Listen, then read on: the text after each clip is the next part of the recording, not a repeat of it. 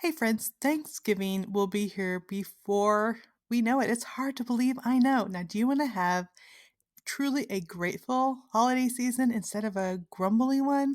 Well, I'm so excited about my new resource, the Grumble Free Year. It's available for pre order now. If you go to thegrumblefreeyear.com, there's links to all the places you can pre order it. And if you do, right there on that website, thegrumblefreeyear.com, you can sign up to get some free bonuses. And that includes some color sheets that you can print up. I actually use these very scripture sheets to teach my kids scriptures about not grumbling. There's also a gratitude journal that you can use during this holiday season. Now, it's online, so kids, even little kids, can draw their pictures of things that they're grateful for. The fun thing is, with our family, we put it inside of a binder, and then I'm going to every year add another set of this journal. So, this will be a keepsake for us. We can print them up, write things we're grateful for, write 2019 on it. Next year, we'll have 2020, and over the years, we can look back and see the things that we were grateful for. So I hope you check out those free bonuses at thegrumblefreeyear.com. And I know if you want to be grateful instead of grumbling, I know this book is for you too. Okay, friends, if you have been listening to the podcast for a while or if you have connected with me online, you might think Trisha is such a nice person. And I try to be kind and respectful to people, but talk to my kids and they will tell you that there are times I am a mama bear. I have a couple different shirts that say Mama Bear on it, and to me, it's the person who will stand up, talk to their kids if they're kids aren't doing what they should, or talk to other parents if they see maybe another child being a bully. I will stand up. I have pulled over before as I've seen kids abusing, throwing rocks, calling names to other kids on the side of the street.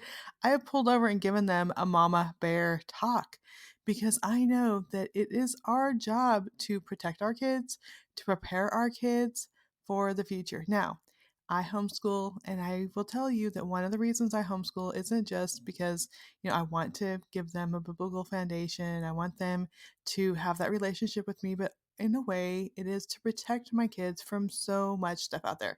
Now, they are still going to get it. We don't live in a bubble, but I know that they will get less influence from the world if I have them within my home. And I think so many years as homeschoolers, I've been homeschooling for 25 years. Let that sink in. 25 years. So, for so many years, for so many generations of homeschoolers, we have focused on protecting our kids, sheltering them until they're prepared to go into the world. But we have also been doing a disservice by just shielding them, by just trying to protect them, because no matter who they are, where they live, whether in inner city Little Rock or rural Montana, as places I've lived, they're going to face stuff when they get into the world. So only protecting them for a time is a short-term solution. We also need to prepare our children so they aren't left unprotected for the future. And in her book, which we're going to be talking with the author today, the author is Hillary Morgan Ferrer. We're going to be talking about Mama Bear Apologetics. And in her book, she says this: the greatest protection we can give our kids is to equip them to face the cultural lies head on while remaining gracious, loving, and winsome. And I'm going to read that again because I think it's so important. The greatest protection we can give our kids is to equip them to face the cultural lies head on while remaining gracious, loving, and winsome. And we're going to be talking about that today. We're going to be talking about training our kids to understand apologetics, and we'll even be mentioning what that word means. Some of you might be saying, "What I don't understand that word at all." But we have to train our kids to know how to respond to the culture and to know the Word of God and to understand that knowledge is in the Word of God. It's not like the college have the knowledge and we just have faith. We need them to understand how their faith, how God applies to the real world. I'm excited to talk to Hillary today, I will tell you, like when I'm reading through her book, I am underlining it, I'm circling things. I think it is so vital. And it reminds me that, yes, while it's good to be Mama Bear and kind of try to protect my kids from the bullies, I need to prepare their minds for all that they will face when they step out into the world as adults, as teens, even as kids. So we'll be talking about all this today on Walk It Out.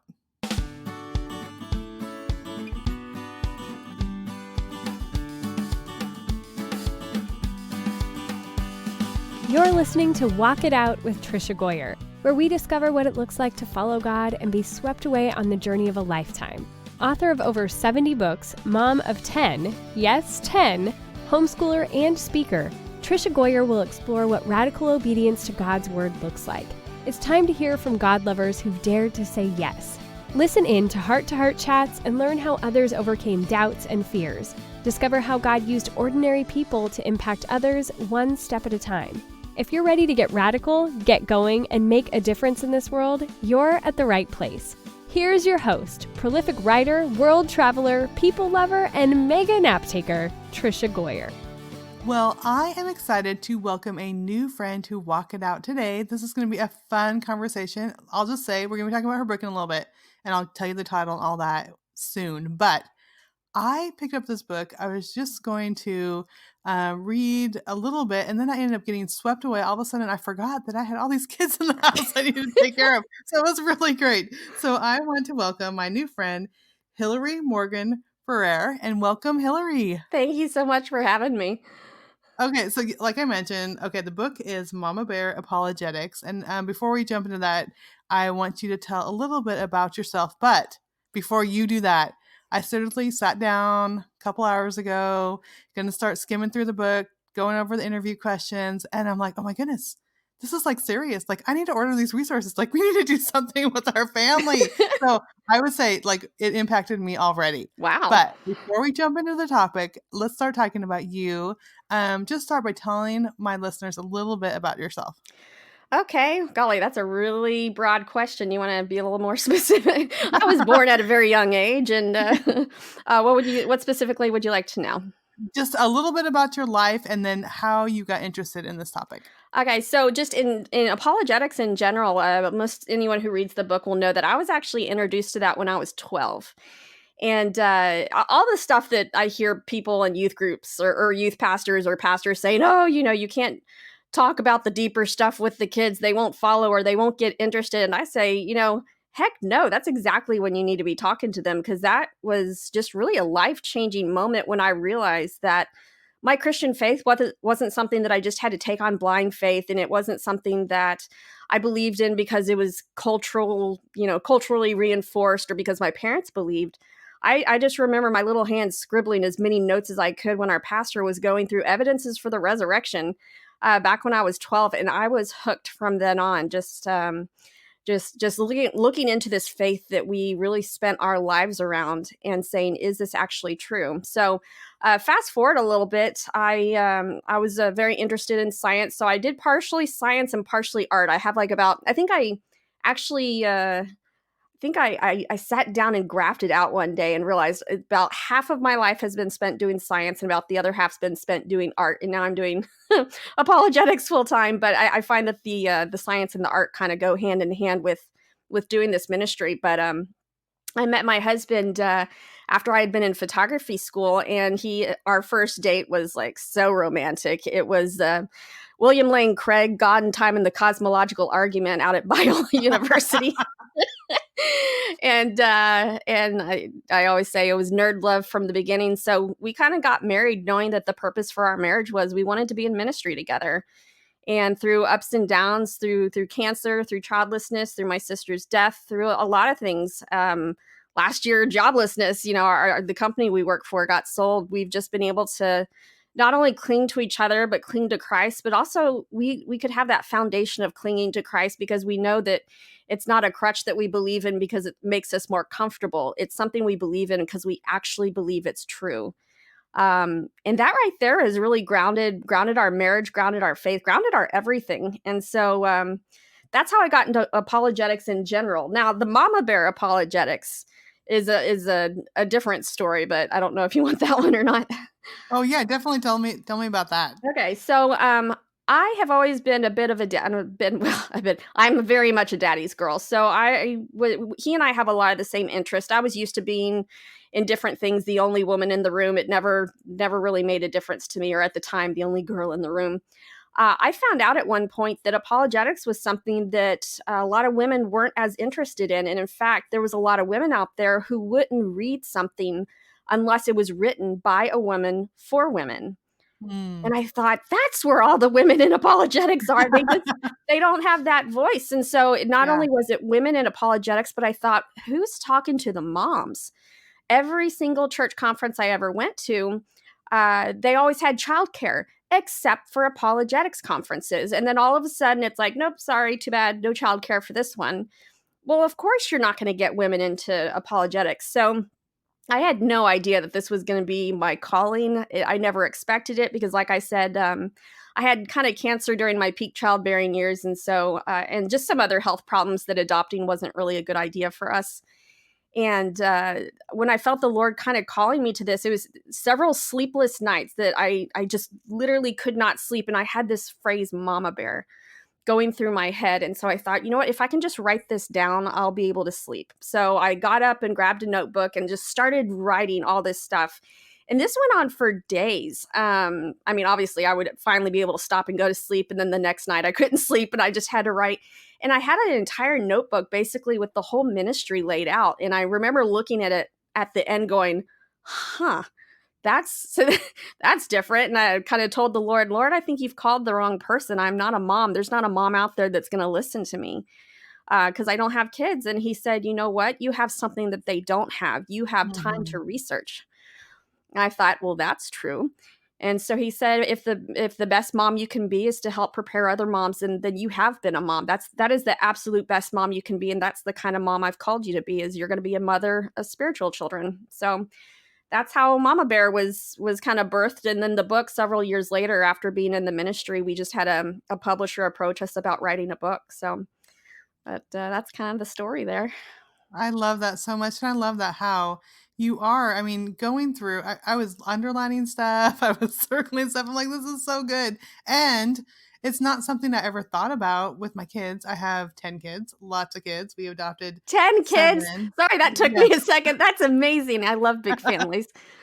Yes. So I'm in the middle of homeschooling. We just finished homeschooling for the day. I'm dealing with a child with anxiety today. I'm running No. to sit down with the interview, and I'm like, oh my goodness, like I want some of these resources for our schoolroom. I'm going to dig in more. I mean, it was so good, but you're right. The busy moms, it's so hard to think about what's important. But what I made me think about is, you talk about, like, we talk about the Bible, but what about apologetics? Like Mhm. there's so little. And even growing up, my mom and my grandma became Christians when I was in about the second grade.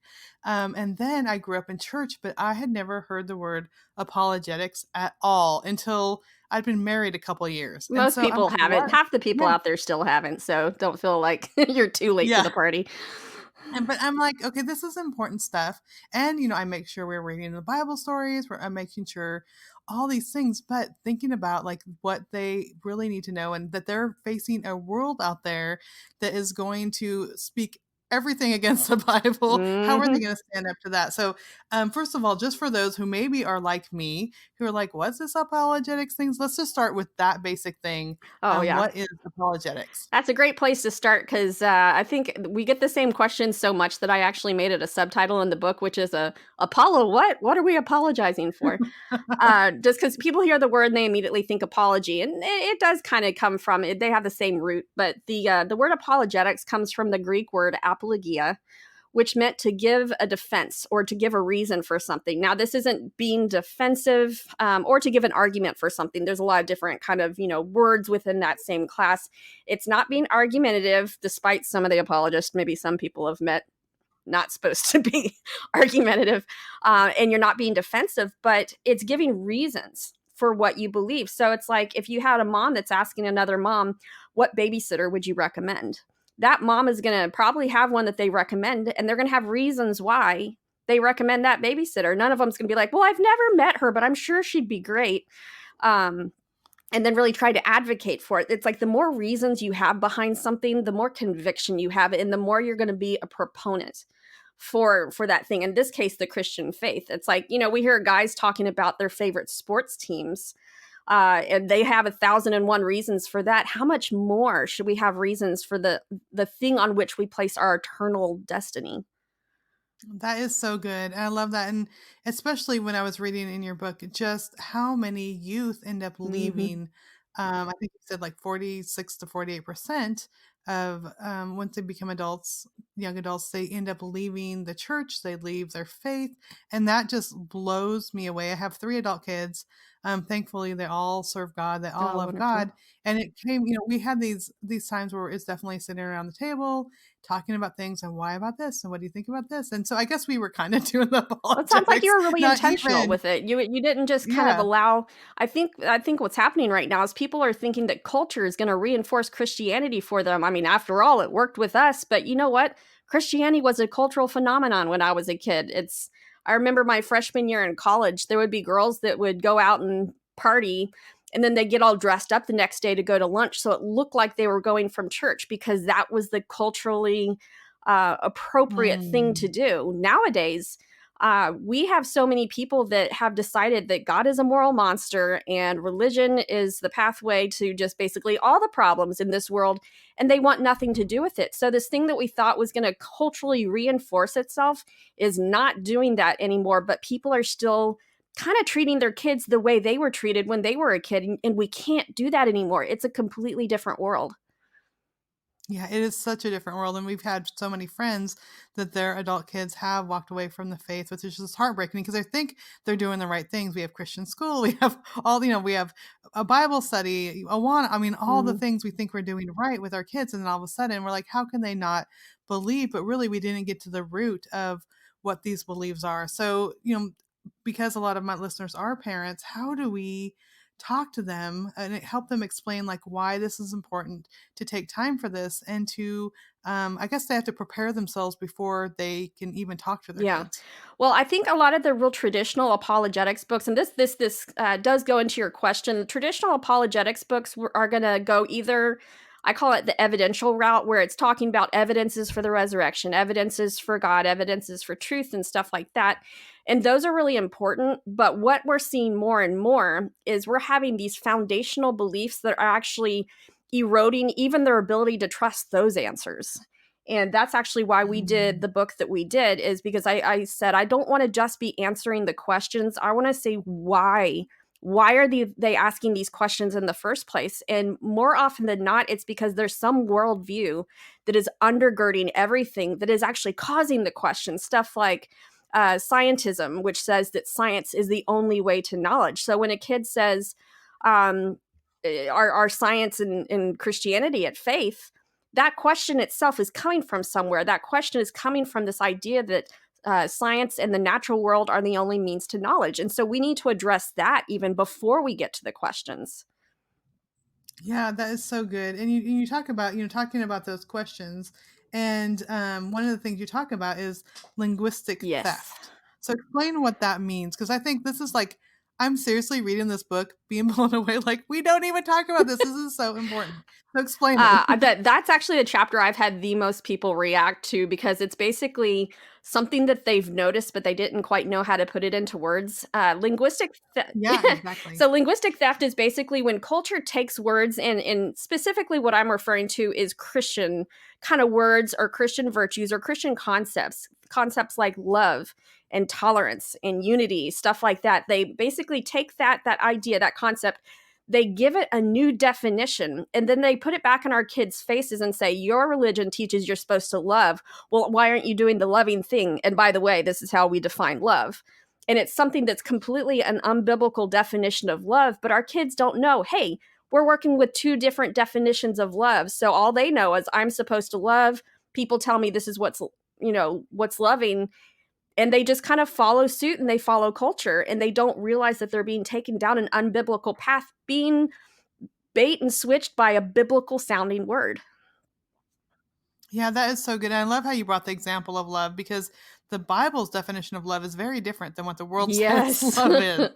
Very different. Yeah, and I know even in language, I read a lot of books from published in like the 1940s with my kids, and this doesn't apply to apologetics, but even words like it'll talk about someone being gay, or Yeah. and the kids are like, oh, and I'm like, no, this is happy, like this is written in the Yeah. 40s. This is what it means, and I'm having to re-explain, and my kids that I'm reading out loud to are between the ages of 8 and 11, so they've already heard these Mhm. words. But I'm having to say, actually, this is what this writer meant by this word back then. So that's just, talking about a children's book. Even more so when we're talking about the Mhm. Bible and these words that of course, 50 years ago, everyone had a basic understanding of what those words were. And I never thought about it before, how the words, even the definitions, are changed by Yeah. society. Yep.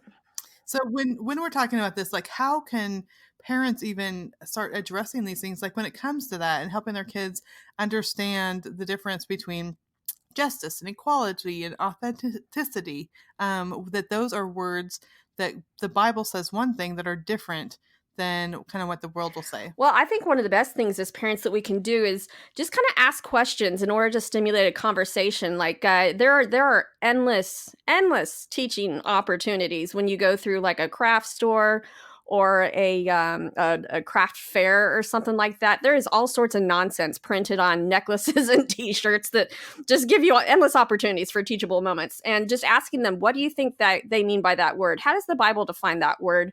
What do you think they're meaning by it? And just kind of giving them the concept that, oh, there's this word and two different people might mean two different things. I think even that concept that two people can say the same word and mean different things. I don't think our kids even have that concept. And once they start Hmm. having that concept, they start knowing how to ask the right questions. When they hear something that sounds fishy, but they're not sure why it's fishy, they can start asking, I wonder what they're meaning by that word. Like, for example, my husband and I were at the Iowa State Fair a couple weeks ago, and there was a band on stage that was talking about, oh, we want to use our music to change the world. So we're here to talk about unity and love. And of course, John and I are listening to that, and we started going, okay, unity with what? It's like unity and love sound wonderful, but it's like we were kind of joking about wanting to go talk to the band afterwards and say, so what's your message actually talking about? Unity with what? And they're probably going to say something like, oh, with people everywhere. Oh, okay. Well, what about pedophiles? Should we be unified with them? Well, probably not. What about, spousal abusers? What about, molesters? What about this? What about serial killers? All these people. Should we be unified with them? And the thing that I discovered kind of in the midst of writing that blog is the concept of unity actually requires the concept of division, because in order to be unified around one thing, you have to be divided from its opposite. So, like, if I want to be unified around love, that means I have to be divided from hate.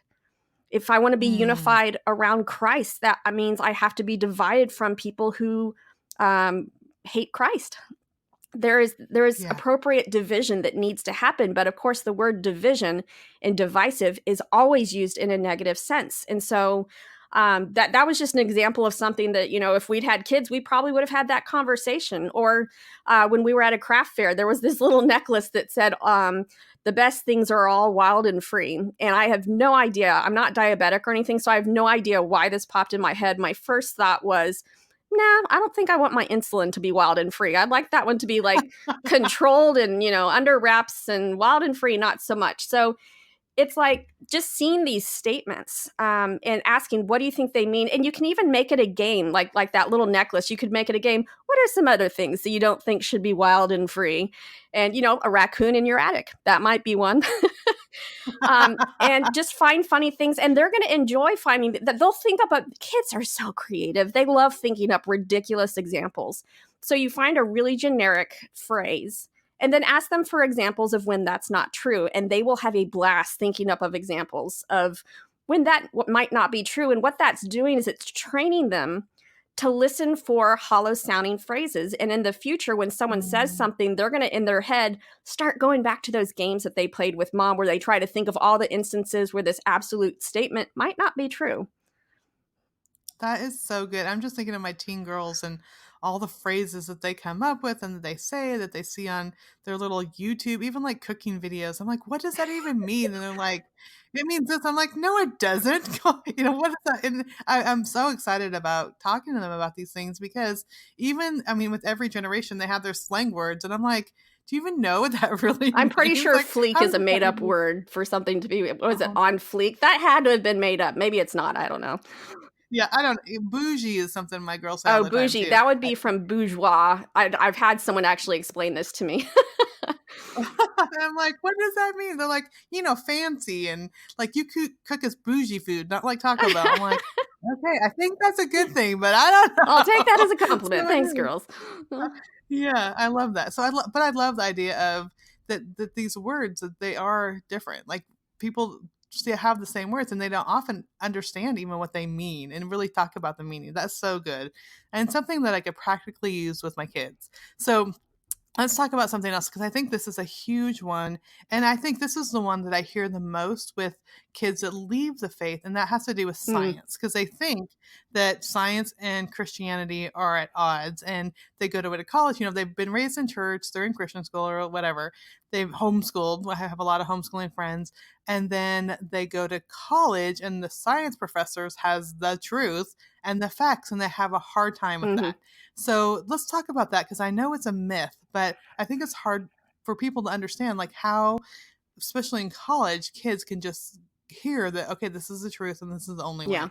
Well, I would say in terms of, thinking that Christianity and science are at odds, I think just a really good study of the scientific revolution is a great place to start, where you look at the number of scientists that were really firmly committed to their faith, and that was how they did their science. In fact, it was the Judeo-Christian worldview that allowed science to flourish in the first place, because beforehand you had people dealing with Greek gods, or other kind of pagan mythologies, where their gods were really just kind of almost like what's the word, kind of grumpy superhumans. It's like you had to appease them, and they were fickle, and sometimes they would just not let it rain because they're in a bad mood, or they got in a fight with the other god. And so they didn't expect laws of nature to be consistent and predictable, because their gods were not consistent and predictable.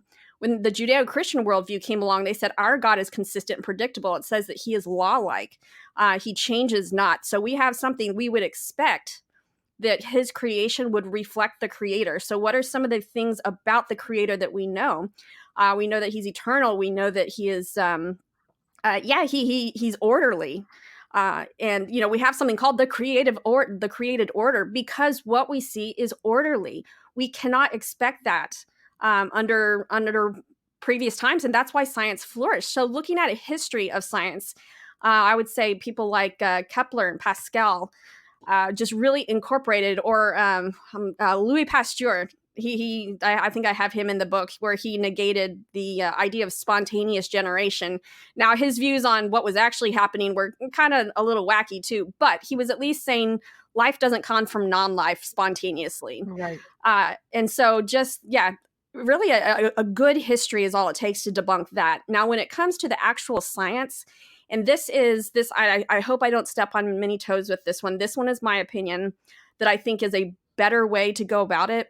Is I have seen kids get really confused because they have their Christian textbooks that are teaching them one thing, and they have their secular science textbooks teaching them something completely different. And so it's not even dealing with alternate interpretations. It's dealing with alternate facts and alternate Mm. evidence.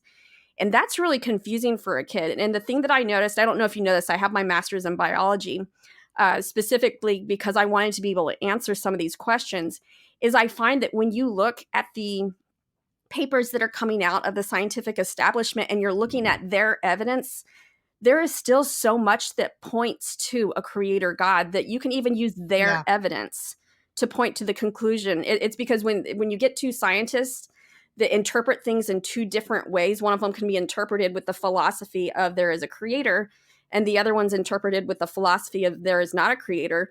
Those two philosophies are on equal ground. There is not one that is more scientific than the other, because they are both a philosophy. And you can't have someone say, well, my philosophy is more scientific than yours. No, that's not how science works. So learning how to just interpret things better and use what secular academics are churning out to say, how would we interpret that if we're going to come from the side of a creator? And that way, kids are learning how to interpret. They're not learning to memorize a different set of facts. Yeah, that is so good. And I think that's really helped us. And I think with our older kids that are adults, we'd see something in the news, we hear about something, and well, they proved this or they did this. And so we talk about, well, what does the Bible say? Can this be in line with God as a creator? And, and just talk through these things. And I think that is so Yeah. helpful. And I think one important thing is that as parents, we don't feel like we need to know all the answers, Yeah. because we're never going to have all the answers. And I think that's the scary part too. When kids ask these questions, like we can have to start the conversation. Well, I don't know all the answers, but let's look at Yeah. this. I think What does the Bible being say? willing to And how can study. we think about this? Yeah. And I think I just want to throw this out there for any science-minded mamas out there. I think one of the places where I've seen this, where I just wanted to like stand up and cheer, is something that I believe it's called the time gap problem, and it's basically looking at mutation rates and how long it takes for a particular mutation that is, X number of amino acids in a sequence to be fixed in a population, meaning that becomes the normal one. And there's a scientist named John Sanford that was out of Cornell that he and some colleagues did some research saying this is how many, millions and billions of years it would take to just get these 8 in a row to change. And what they had is they had secular scientists coming back and saying, no, it would take only 2 billion years. What they essentially did was said to even get this one protein to change would still take 2 billion years, which according to secular science, there's not enough time for that. So it's like, okay, Right. you're right. We're off on that. But thank you for providing that better interpretation, because it still doesn't work. Right. Still doesn't work. Yeah. Exactly. Oh, there's so many good things that we talk about that. But yeah, just having the conversation, looking at resources yourself, trying and find materials that would help you together with your kids to answer some of these questions. I think is so important. But the important thing is let the kids know that they can come to you with the questions. Yes. And I think that's where the problem is too, because kids will come up with the questions. Like, but if they see us freaking out, like, I don't know, go ask someone else. Well, someone else will probably not tell them. They'll go right ask the almighty Google and get something that you probably don't want them, if they're not asking you, it's not because they've stopped asking questions. They're still asking questions. They've just completely removed you from the conversation. And as much as you would like to, sometimes parents are like, stop asking me questions. As much as you would like to think you would like your kids to stop, trust me, you don't.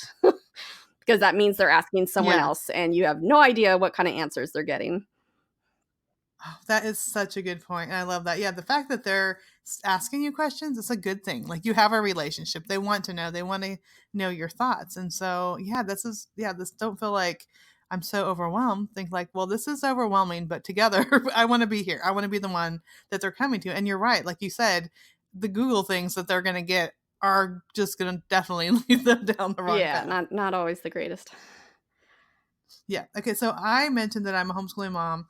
But is homeschooling the only way that we can like work with our kids on this? See, that's a hard one, because it's like if my husband and I had kids, we would probably homeschool, and we talked about that since we first got married. But that's just not practical for everyone. There not only are you going to have parents that you have to have 2 working parents, but you're going to have some parents where they're single parents, and that's just not a practical. It's like, okay, I'll just like drop off from society and just sit here and teach my kid and have no money coming in. This ought to be great.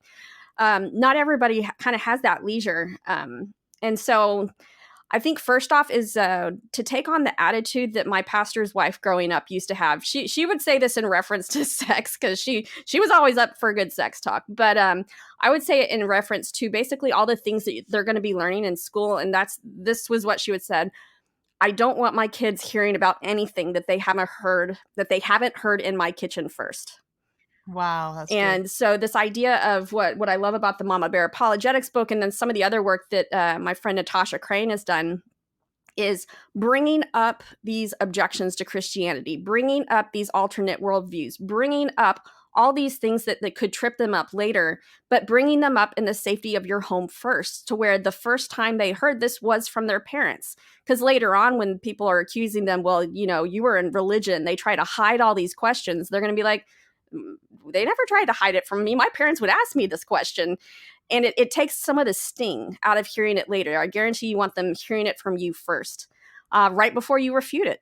And so sometimes it's going to be like, okay, what's our question of the week? And if you don't know the answer, well, I guess tomorrow's a pizza night. We're all going to research together. And it just kind of gives you something to do like that. But yeah, I would compare it to that you want them to hear it earlier rather than later, just because kind of like in biological systems, the more things that children are exposed to in terms of like bacteria and just things in foreign invaders into their bodies actually create what are called antibodies, which are kind of like a glove in hand or a lock and key, where each one of our antibodies is targeted towards one specific invader. And when they encounter that, their body knows, okay, I'm going to encounter this in the future. I need to create an army of these antibodies just in case I encounter this again in the future.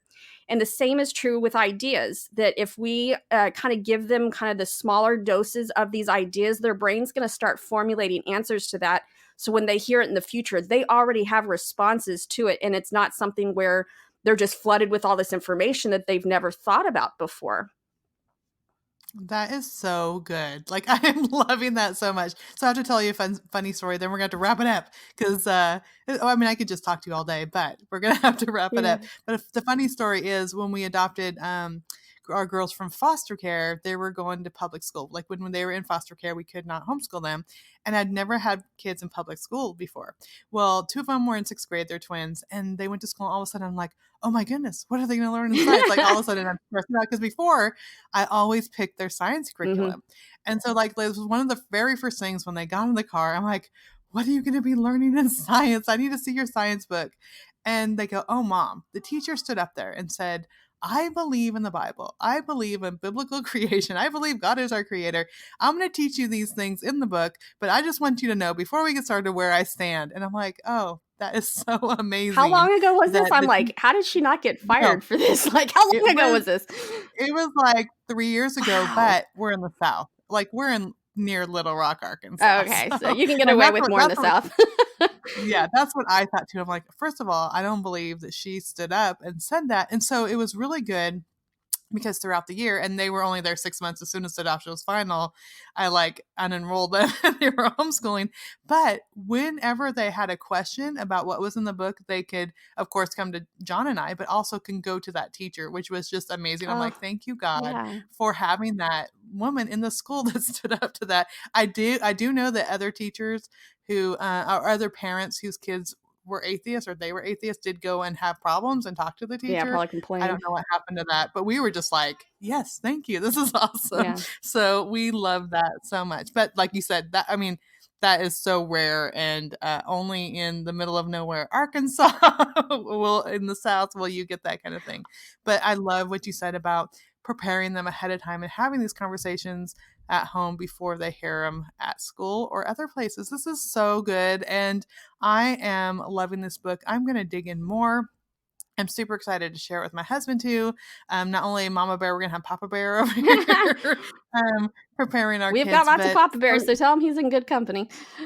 Yeah, I love that. But just share some information, and we'll have it in the show notes too. But where can people find more information? So if you want to get the book, we are, of course, on Amazon because everybody's on Amazon. But we're also in Barnes & Noble. We're, I think, Target online. And Christian Book Distributors is going to be having a big sale coming up in September. So you can keep your eye peeled for that. Actually, Amazon right now, I don't know when this is going to air. Amazon right now is having a pretty good sale. And then Christian Book Distributors is going to have a really great one probably mid-September. So I would take a look at that. In terms of our website, we're at www.mamabearapologetics.com. And that's mama spelled M-A-M-A. I've gotten 1,001 different spellings of mama from people. I was like, wow, that one's really creative. So yeah, it's just M-A-M-A. bearapologetics.com. And so you can contact us through there. We have podcasts on there. We have what I call a blogcast, which is basically if you don't have time to read, we'll read some blogs to you so that you can still feel like you're not getting a discussion, but you're just kind of getting a blog being read to you. And then we just have different articles that come out. And yeah.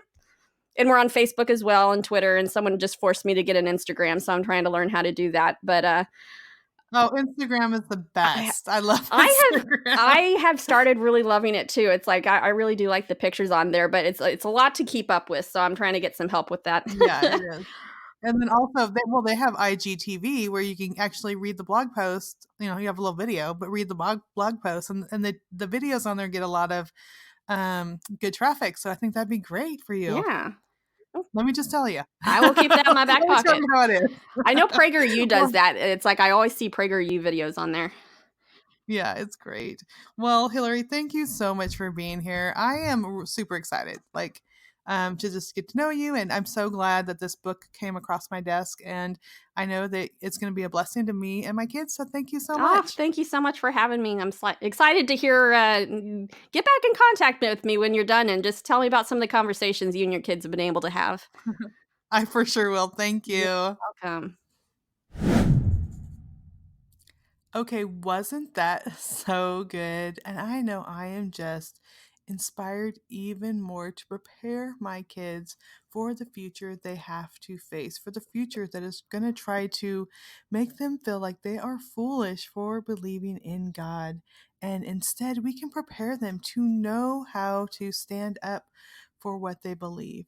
We're going to go to the Walk It Out verse today, and this is a little bit longer than usual. So it's the Walk It Out verses, but I think this is so important. So today, the Walk It Out verses are 2 Corinthians 10:1 through 6. And bear with me while I read this whole section. It's from the NIV version. It says, "By the humility and gentleness of Christ, I appeal to you. I, Paul, who am timid when face to face with you, but bold toward you in a way, I beg you that when I come, I may not have to be as bold as I expect to be toward some people who think that we live by the standards of this world. For though we live in the world, we do not wage war as the world does. The weapons we fight with are not the weapons of the world. On contrary, they have divine power to demolish strongholds. We demolish arguments and every pretension that sets itself up against the knowledge of God, and we take captive every thought to make it obedient to Christ. And we will be ready to punish every act of disobedience once your obedience is complete." And I just want to go back to that one section. That's 2 Corinthians 10:1 through 6, and that's in the NIV version. But let me go back to this verses 4 and 5. "The weapons we fight are not the weapons of the world. On contrary, they have divine power to demolish strongholds.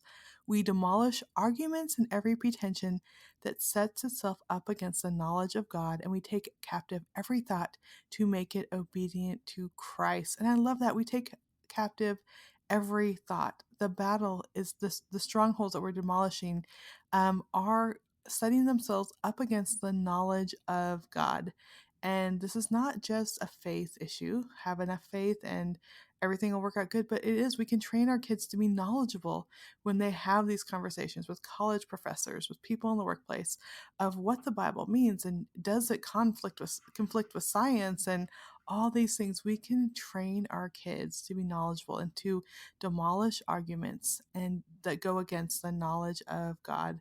So I think this is so important. So I'm going to be just praying for all of us right now.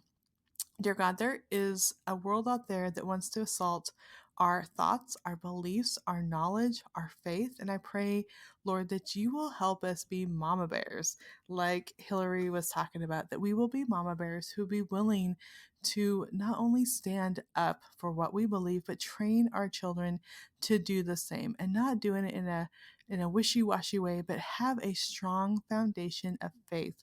So when they go into the world, they will be knowledgeable of how to respond to all these things. And I'm so thankful that Hillary provided this resource, Lord, that I know I will be going through it step by step, page by page, of how to prepare my kids.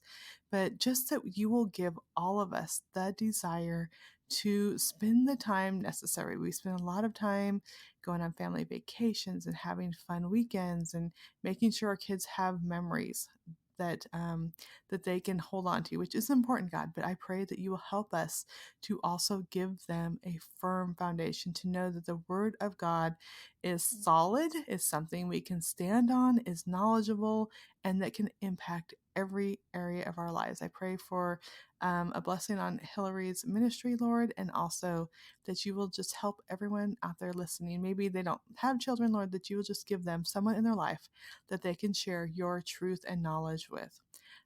Thank you, God, so much for just a foundation from the people that you've put in my life who have helped me with that, from Sunday school teachers to Sunday school teachers as adults that have helped me and guided me, and resources like this book. I pray that you may be glorified in all of it. In your name we pray. Amen. Well, friends, thank you so much. I just know that you will be encouraged. Be sure to check out the book, Mama Bear Apologetics, Empowering Your Kids to Challenge Cultural Lies by Hillary Morgan Ferrer. And again, all the resources will be listed on my podcast. You can search for walkitoutpodcast.com. You will see all the podcasts, all the show notes, everything we talk about. The links will be there. And I just pray that you will be encouraged by that. I would love if you would share this with a friend. Share it with your homeschool group. Take the link, post it on Facebook, and said, okay, Mama Bears, it's time to join together, time to start training up our kids and create a group that can support each other, but also just share the podcast. I love it when I hear people. I had someone just today said, I shared it with 5 friends because the message that was your guest shared was so meaningful. And that's why I do it. That's why I take the time, step away from my busy life, my kids, so that you may be encouraged, so that you may be equipped, so that you may be inspired. So be sure to share it. If you have any thoughts or questions, you could always email me at hello@trishagoyer.com. I would love to connect with you. And if you have an extra minute, you can make an extra minute to go over to iTunes, leave a review. That just helps more people to discover the Walk It Out podcast. But thank you, friend, for just your support, whether it's the first time that you've tuned in or maybe you've hit every episode, which that would be amazing. But thank you so much for tuning in. And I pray that you will have a blessed week. Thanks for listening to Walk It Out. Head over to the show notes for this podcast and all past episodes at www.walkitoutpodcast.com. If you love the show, share it with someone you know who can make a radical difference in the world. We love new friends. See you next time.